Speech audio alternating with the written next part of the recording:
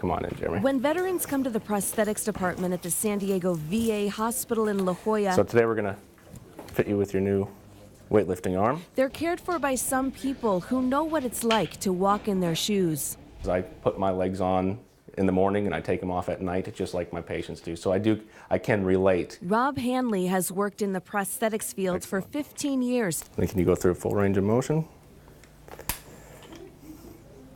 Any pain? He's also a double amputee. I lost my legs when I was 6 years old. It was a result of a birth defect. Now he fits and fabricates artificial limbs for others. I'll cast the patient's residual limb and make a custom-made socket to attach to their residual limb.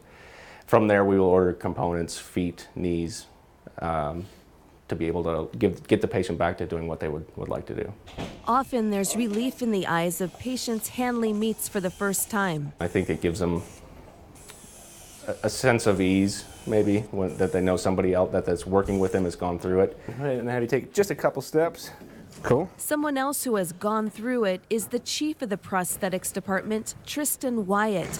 The Army veteran lost most of his right leg from a rocket attack in Iraq in 2003. It pierced the armor of the armor personnel carrier we were in, and it hit me in the knee, and it hit the guy that was next to me in the hip, and it came out of his back, and then it hit the guy in the gunner hatch, like right below the knee. So it took out like 3 of us in one shot.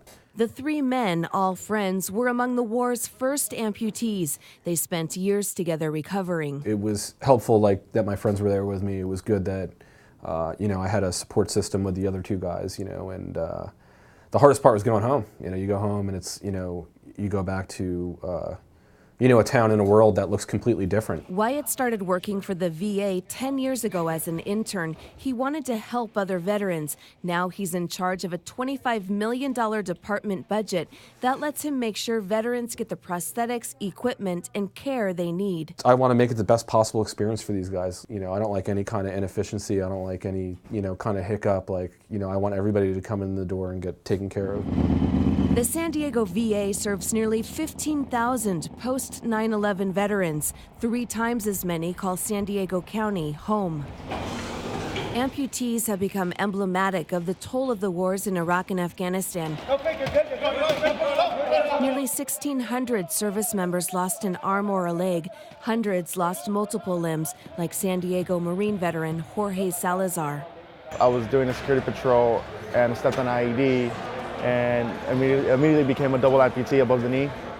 2.5 years later, Salazar has rebounded from his combat injuries. Now he even competes in wheelchair basketball, including this week at the Paralympic trials at Camp Pendleton.